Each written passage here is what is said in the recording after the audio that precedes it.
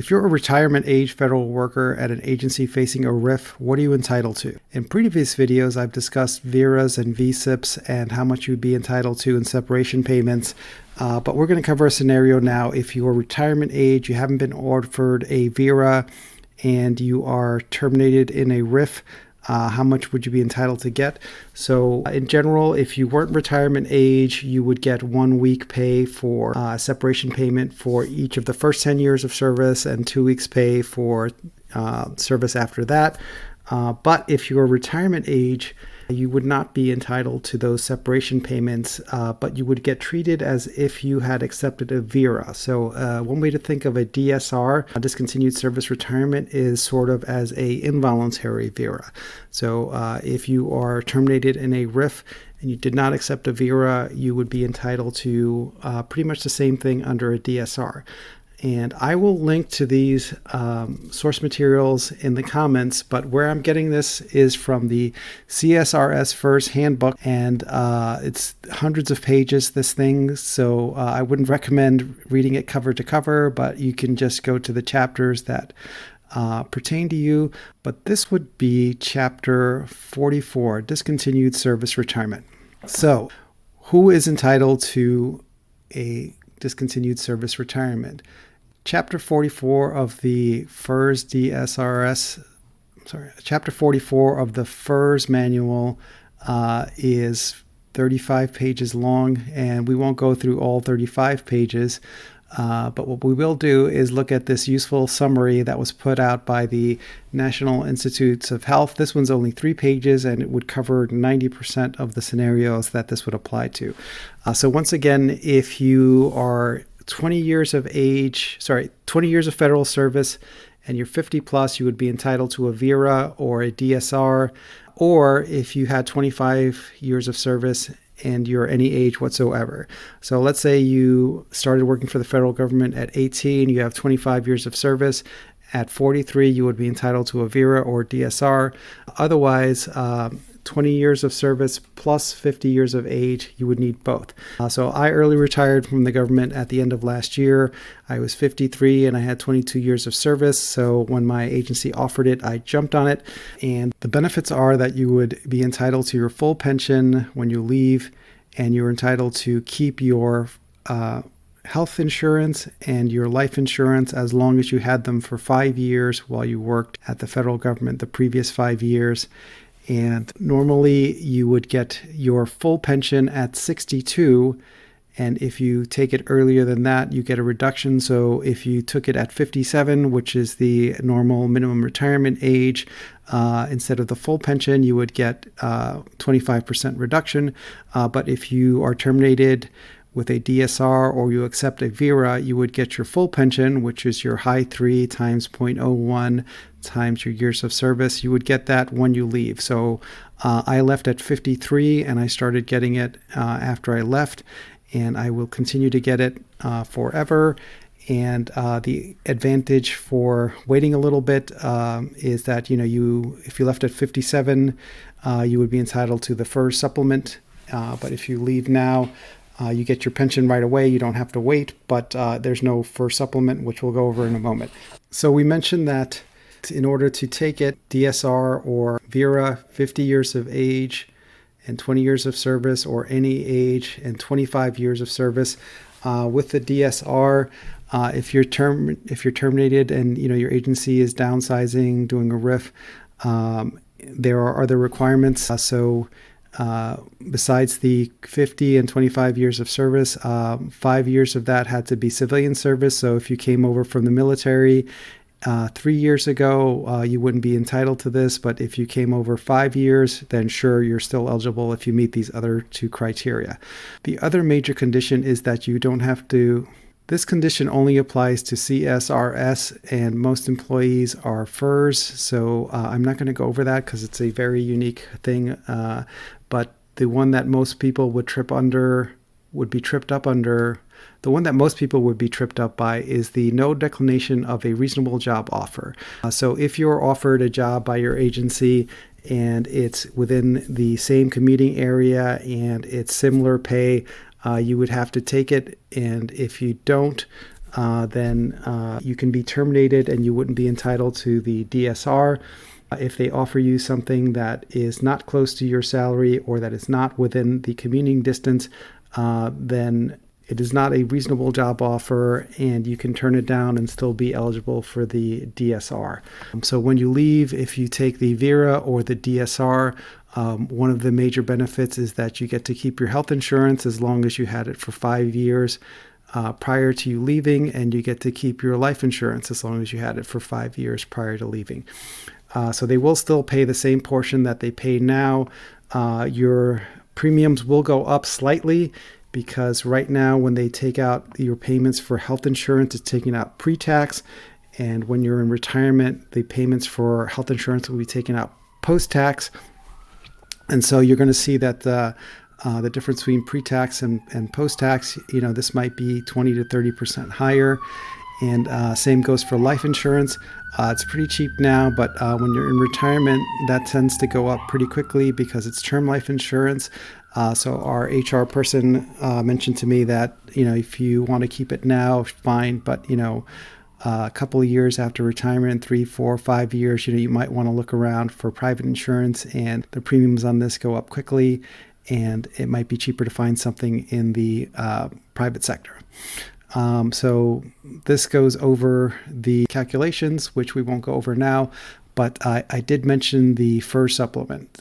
So that's the only disadvantage if you retire earlier than your minimum retirement age, which is 57. So let's say that you worked at an agency, and just for illustration purposes, let's assume that your high 3 was the same as your last year's salary, which is $100,000. So $100,000 times 3, and then you get 0.01 and times 20 years. So you would get $20,000 a year. If you left under the VERA or the DSR, then from age 50 to 57, you would get that pension, which would be $20,000. Again, your high 3 times 0.01 times 20 years of service.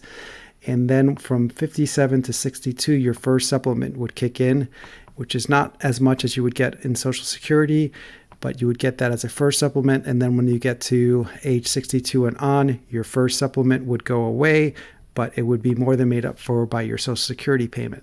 So the amount of your FERS supplement is going to vary by how much you paid into Social Security and how many years of service. But if you had 20 years of service, and assuming that your Social Security payment, just for example here, would be $20,000. With 20 years of service, your Social Security payment would be half that. So your FERS supplement would be half of your Social Security payment. So if you were getting $20,000 in Social Security, your FERS supplement would be $10,000. If you were getting $40,000 in Social Security, your FERS supplement would be $20,000. Well, how do you know how much Social Security payment you can get?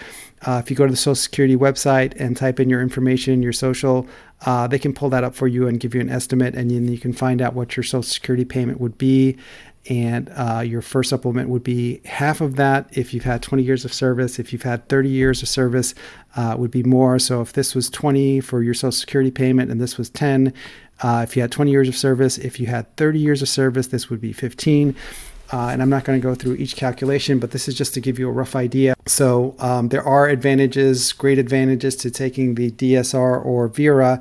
And one of them is that, you get your pension right away. Even if you're 50, from 50 to 57, you get your pension, but you don't get the FERS supplement. 57 to 62, which is your minimum retirement age, you would get your pension and your FERS supplement. And then from 62 on, your FERS supplement goes away, but you get your Social Security payment. And the only caveat with this is that there are means tests for this. So for each $2 in income, earned income that you get, it's going to reduce these payments by $1. So that's that. But, if you retire here, you're definitely young and spry enough to get another job and get your salary back up to here. And, when this kicks in, you can decide if you want to keep your existing job or not. But that's the example.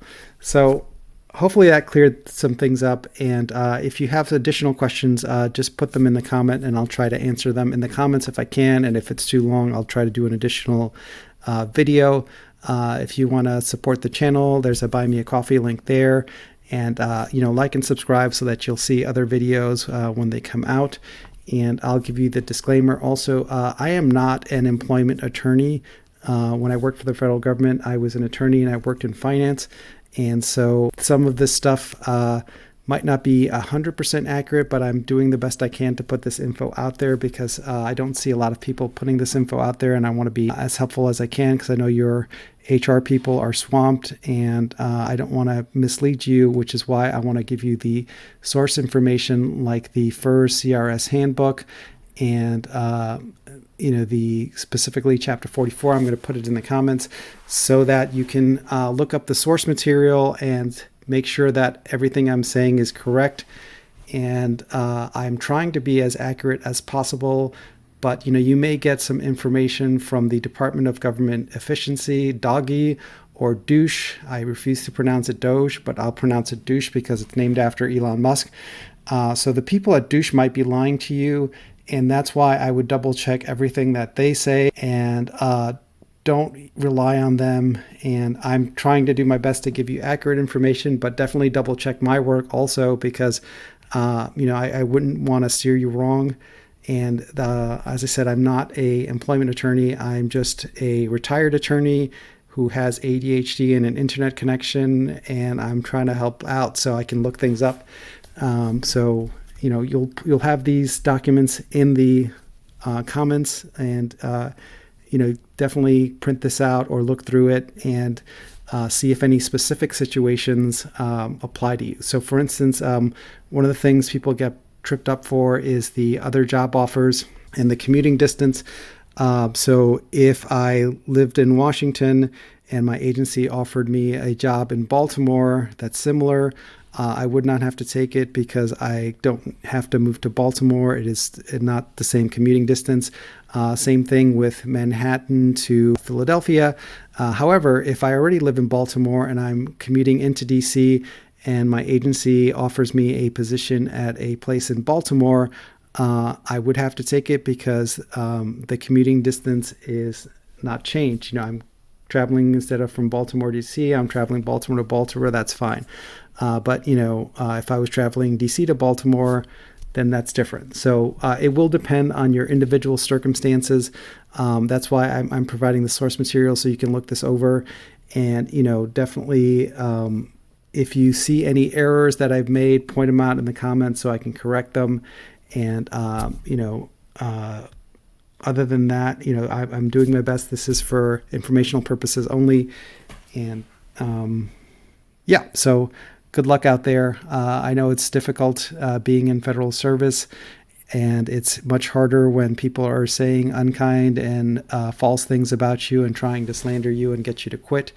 And if you are offered a VERA or a VSIP and it is something that you've talked over with your family and it's in your benefit to take it, that's fine, but don't leave because they're making you leave. If getting you to leave is what they want, don't give them what they want. These people are horrible people and they're trying to destroy the government. So don't give them what they want. Stay strong and stick together. I'm going to put this info, as I said, in the comments, and you can look at it. And, if you're at work and you want to print out more than one copy of this and give it to your coworkers so they can look at it, that's fine. Help each other out, stick together, and, they can't beat all of us. So good luck out there, and stay tuned for more videos.